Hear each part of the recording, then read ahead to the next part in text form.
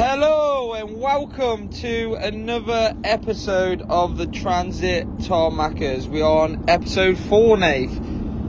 Well, episode 4 wasn't going to happen as we normally record it on a Wednesday, and Nate decides to have a day off work, Nate. Yeah, I did. Getting old now. Big 3-1. So, at the end of the day, fuck yous if you don't like it, but hopefully you'll be listening to it today.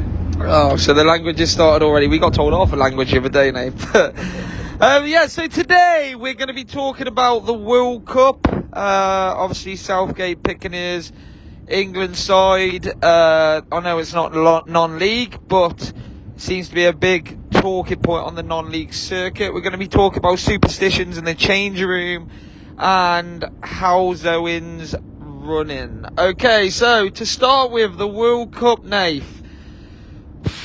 Has he got it right is the question.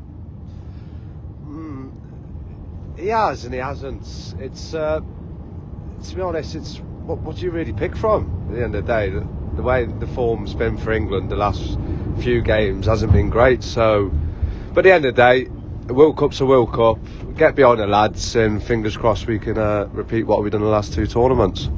Yeah, totally agree. I think if you're Tomori, I think you're scratching your head a little bit, but I know you've got your own view on that.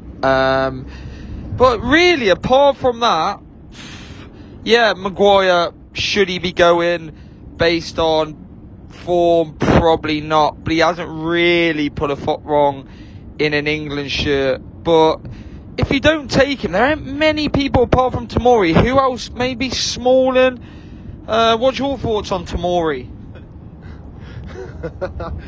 Look, to be fair, I haven't seen him play apart from the Champions League against Chelsea, where I thought he had an absolute ruby man, like he was like weren't his finest moment, but everyone else seems to be rooting for him, so he must be doing something right. But like you said, I think Smalling's in with a shout also in terms of that, because obviously Harry Maguire, bless him, yeah, he ain't been playing the best, has he? No, I totally agree. But I'm just looking at a few people here that's missed out. Tony, I think he's probably one that would be a bit aggrieved. It's probably out of him and Callum Wilson. Maybe Callum Wilson may be a bit different going in behind. I think Tony's probably more similar to Kane than Wilson, based on hold-up play. But I think he'd be very gutted. I think Sancho hasn't really got an argument. But yeah, if I was asking you, Nathan, now to pick your starting 11, don't get me wrong, whatever you're going to pick and I'm going to pick is going to be totally different to Southgate, because we've clearly got a better understanding of the game than Southgate, and I think we clearly would win the Euros and the World Cup as managers. But yeah, if you was picking your starting 11, what road would you go down? My personal starting 11, I'd probably not too sure about the keeper. It'd have to be between two, because I can't have T-Rex in goal. Like, don't get me wrong, shot stopping wise, he's quality. T-Rex, Jordan Pickford to death. Okay. He's out with Nick Pope and obviously Aaron Ramsdale. They're both having good seasons so far, obviously for the form with their clubs. Right back for me, I'll go Kieran Trippier. His all-round game is, well, tell a lie. It's between Kyle Walker and Trippier, but all-round wise, game-wise, I say Kieran Trippier. But defensively, getting back, it's Kyle Walker. But I'll go Trippier on this one.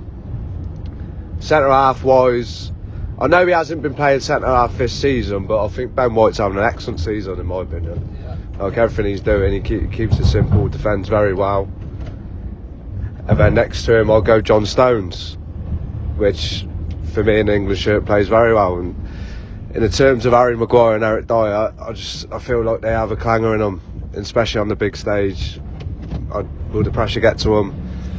Obviously confidence is low with Maguire. I think Eric Dyer's playing alright this year, but like I said, the last game he has got a clanger in him, bless him, so that's the way it is. One person I'm surprised that's not in the squad is Ben Chilwell. Is he injured?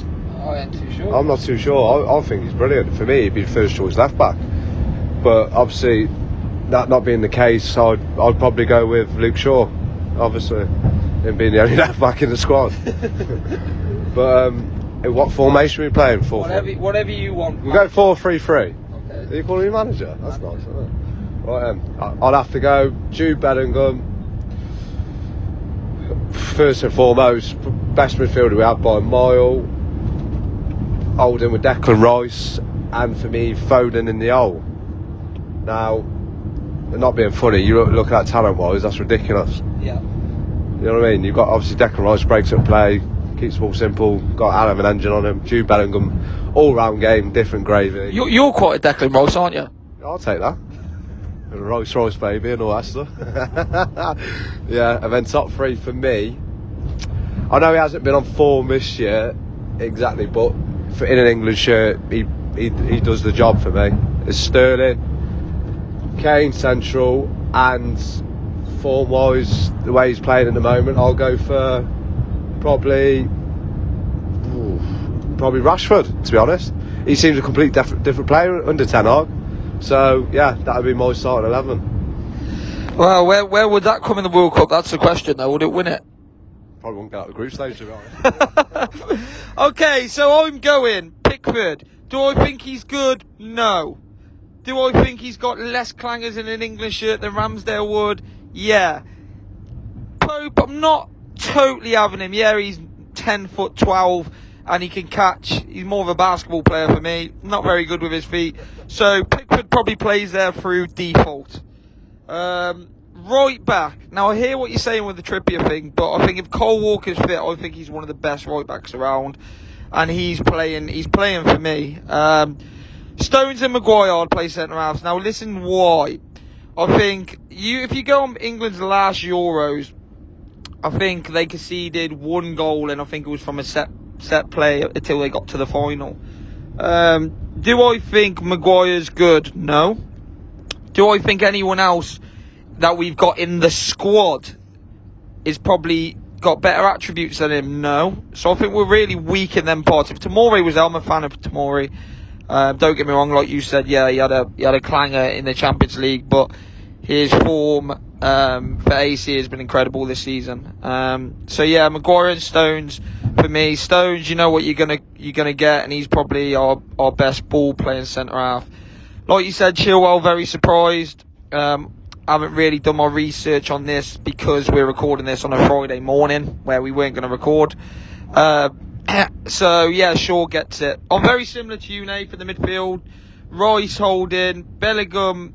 I'll say two holders, but Bellingham's got a bit more of a free role, and Foden in the hole. Now I'm a massive fan of Foden.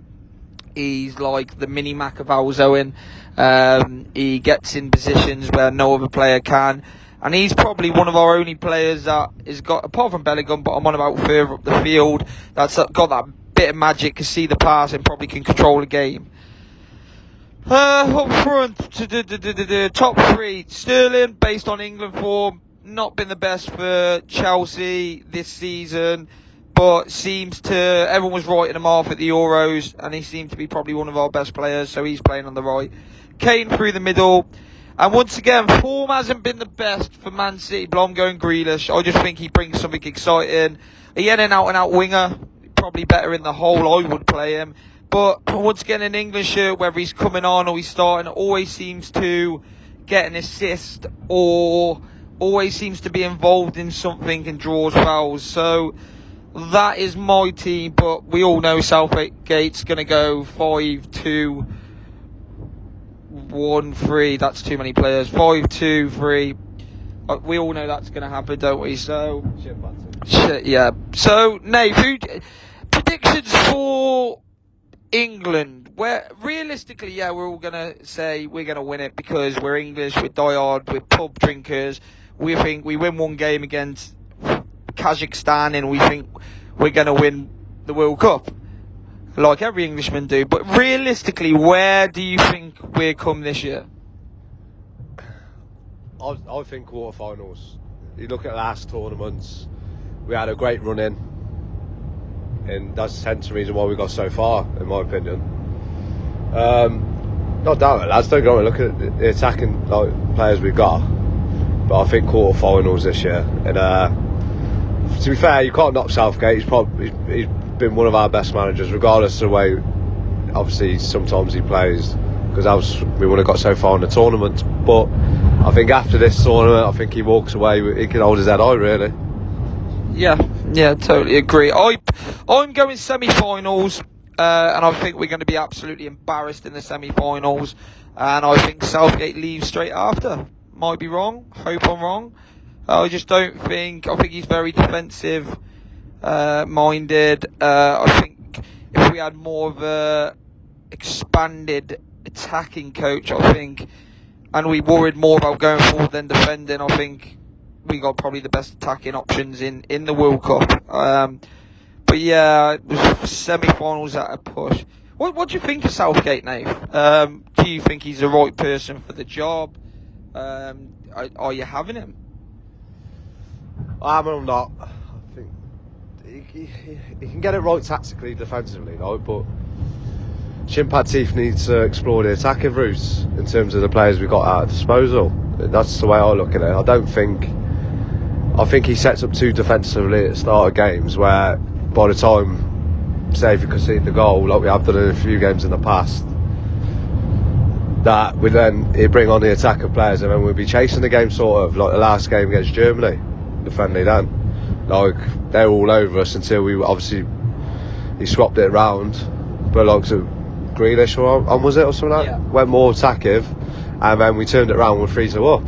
And obviously, unfortunately, like you said, that big gangly fucking giant, Nick Pope, with cat flap hands, let the ball go and they scored to equalise. But yeah, that's the way I look at it at the end of the day. I think he needs to be more braver in terms of obviously the gameplay, but at the end of the day, they're in the position they are. This is why we're playing the football we are now. So, well, I think he's a ball bag. I think I'd rather have Josh Geddy in charge, and we both know he's a ball bag. So yeah, he's not on my radar, but hey, we could all live in hope. So that's that out the way. This one's a bit of a funny one, Dave. Superstitions in a change room. So we're going to start by your superstitions. What you do on a Saturday before you go out and obviously play for Halesowen, or has something been different since your time at Bromsgrove, Stourport, etc.? So where do you stand with superstitions? Yeah, I've got my own little superstitions. I have to tap the floor 4 times before I put my socks on. At the same time before I put my joggers on, it takes me about 25 hours to get ready. So, yeah, by the time I get to football, I'm knackered. I've done 10,000 steps by the time I get to football. I've only left the flat, so I've worked that one out. But obviously when I'm putting kit on, the only thing I'd normally do is when I put my boots on, I tap them 4 times before with each foot, so like left foot, left boot, etc. before I put them on, and then I have to say a few things in my head. Obviously, I'm like the bloke out of Split, aren't I? The personality, so I have to tell Dangerous Dave and Magic Mike to calm down. In terms of that, but obviously then I'm ready to go. So those are my superstitions in that sense. Well, I've got an absolute essay of superstitions here. So the one before I go out the change room, I've got 2 personal, obviously, shin pads. One with my son on, and one with my nan who's passed away, and my mum. I kiss both my shin pads before I put them on. Don't know why, it just makes me sound like, in a way, my nan's watching. I know that sounds absolutely mad, but that's kind of one. The basics I always do, and I've done all my career. Last out the change room and make sure I'm back in the queue. Don't know why. Maybe because I just think I'm better than everyone. I'm not sure, but that's just what I do. In the morning, every morning, without fail, or all the lead up before a game, I always have a coffee and a Red Bull, just to make me more hypo than I normally am in the changing room. This is a weird one, which I don't think many people would realise with me. Just before kick-off and the ref blows his whistle, I'll look at my left foot, then my right foot, then I'll look at my right foot, then my left foot, and I'll try to time it perfectly for the whistle. If the ref don't blow the whistle, I'll go through that format again. So that's a bit of a it's a bit of a weird one. I think what we tried, me, you, Rich and Brad, sorry, I think was breakfast. We went for breakfast once, and we beat someone 4-0. And then we went to the same place, had the same breakfast again and won again. Then we tried it again, and I think we got battered by someone. So I think we just knocked that on their head. I didn't think I played that game, so... Oh, shock. I don't think you had breakfast either. I think one that I remember at Connors Quay that I used to have was, and all the lads used to look at me and think, what the is he going on about? So when we're all in the lineup and the whistle goes, we're about to leave the change rooms, I always used to shout, "Showtime, baby!" And like the gaffer, Andy Morris is there, he's probably hardcore hard dog, he used to just look at me and think, what a prick. Which, to be fair, a lot of people think that me just walking around town, so it's not a bad thing. I used to always do that. Have you seen any weird superstitions, Nate, from other players, or have you seen? Obviously, we've been in quite a few change rooms. Have you seen anything off the top of your head which you look at and think that's a bit weird, or have you noticed any other superstitions from other players? Well, to be honest, I've only noticed a couple because I'm too busy like talking to myself in the past. So I'll be obviously sat in the corner saying what I need to say, so I'll be ready to go. But I've seen one player, and I won't name him because it's a bit harsh. This is years ago. It's not harsh, but I'm still not going to name him. It's he'd have to do 2 circles clockwise, and then 2 circles anti-clockwise, and then tap his knees, and then he'd walk out the change room. What, in the change room? Yeah, in the change room. I'm joking. Don't mate, honestly. Please, I beg for names, I beg. No, I ain't doing that. It was like seeing that step up, man. I didn't know what was going on. Well, I've got 2. One normal, and I don't think this is normal, but our captain at Connors Quay, George, he used to, before the manager come in and he had obviously his 5 pence worth and everyone was in his tracksuit, he'd already be in his shorts and his shin pads, which, don't get me wrong, he's 39 now, I don't know how long he's been doing that, but I don't know if it was a superstition, but I always saw him with his shorts on before anyone else. So he won't listen to this anyway, but if he did listen to it, I'd love to know the outcome. Now this one's, it used to bother me and it used to wind me up, and I think he knows this. John Disney. Now, obviously wanting to be the last out the change room and wanting to be the last of the line, John Disney used to sit in his Under Armour. As soon as the whistle went and we all got in line to go out, he then went to the toilet, he then did his hair, he then went back and pulled his shirt on, he'd then go wash his hands, and then he'd come back and put some aftershave on. Now, I don't know if he fancied a few of the strikers that he was playing against, but that's a lot of teams to do that against. Always used to do it, and the ref was always going, "Come on in, so you got to come out now," and I'm going, "Well, I'm not the last one." And so 9 times out of 10, the team was already out on the pitch before we even got out there. So I'll give Disney a little tag and see if he comments underneath why he feels the need to put aftershave on before he goes out. But what a good-looking guy and what a bloke, so I could probably understand that.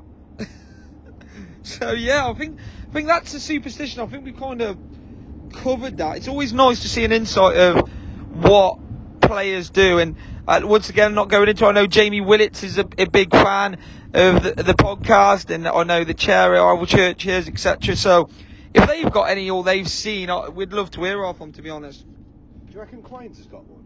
What would Quains be? Well, nah, because he puts the strap round his hand and that, and obviously walking out like he's Rafael Nadal or something. They're playing tennis, I don't know. Then he has to do his fingers as well, it's weird, I don't know.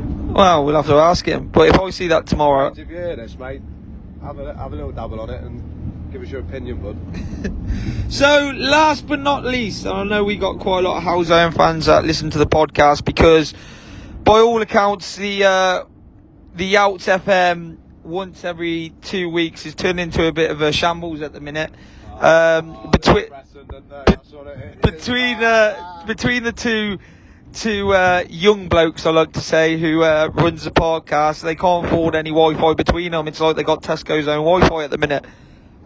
So yeah, I think they've been going quite a long times, and I think they're a bit nervous because I think they brought up Transit Tarmac about 4 times now on their podcast. Yeah, I think they're a bit of rattle, mate, to be honest. But anyway, so Halesowen's running. We had Dereham at home. We got Coleshill Town away tomorrow. Stamford away. Atherstone away in the Cup. And then Chase Town at home. Realistically, I can sit here and say we're going to win every single game. Now, don't get me wrong. We never go out to do anything but win the game. But realistically, can we do that? Yes, we can. But for me, Nave, I think we stay unbeaten in November, whether there's a couple of draws in there, whether it's a couple of wins. We stay unbeaten. I like to think we're well on our way to where we need to be come the end of the season. Don't get me wrong, Chase Town has been nothing short of a disgrace this year. I hope that don't come back to bite us on the arse, but they've been terrible. But on their day, probably one of the best teams in the league. Got some great players playing for them. Stamford, obviously, is up there, 1 point behind us. That's going to be a hard place to go. And Coleshill Town always seems to want to turn up against Halesowen, and I'm expecting a really hard game tomorrow. What's your thoughts of the running? Yeah, it's a tough running, mate. At the end of the day, you've got to play these games to see where you deserve to be at the end of the season. Hopefully we can, like you said, I can see us going unbeaten, but you've got to take every game as it is. No game's easy in this league, regardless of where the team's at or whatever, because every team seems to be up for it against us. Like I said, I personally, I would take 3 wins and a draw. Obviously, we've got 1 win already, haven't we? Yeah, I'll take 3 wins and a draw. I'll be happy with that. I think most people would be happy with that, but at the same time, we just take it game by game. I really, this league is still. I feel like we can win every game. The way I like to look at it, I don't like to look ahead of the next fixture. I'll rather look towards tomorrow's game, like Coleshill, which will be a tough test. We get a win on that, and then focus on the next. Yeah. 100%. Obviously, we got Atherstone away. I don't know what the gaffer's thoughts on that. Whether he's going to go strong or he's going to play a few of the youth players. But if we go strong in it, etc., it shows the gaffer's intentions. But I think even if we get some of the young lads in, it's winnable because we've got quite a talented squad and we've got good youth coming through. Shall we tell them about the breaking news, Nate? Exclusive on the Transit Tarmacker. Jamie McGregor-Insall is back in full-time training. Now, I could be playing for anyone. That must be an absolute buzz for the players that play in my team. That must be an absolute, we can win everything. That must be an absolute feeling that money can't buy. I won't go that far. But nah, I'm happy for you, mate, but fuck me, don't you go on about it. Well, yeah, I suppose. Well, I'm in the squad, fingers crossed, for tomorrow if selected. Got a full training session under my belt, so fingers crossed I can have an impact tomorrow. Well, I think that wraps it up now. 20 minutes normally. 23 and a half minutes so far. This was literally a bodge job today, guys. But next week, there could potentially be a big talking point. Now, I'm not giving things away, but potentially could be an absolute brain box of an episode. So, thanks for viewing, guys. What's they got to do, Nave? You've got to subscribe at the end of the day. Like you say, you love or hate us, you still want to listen, so come on, subscribe. Thank you, guys. That's from me and Nave. Love, peace and happiness.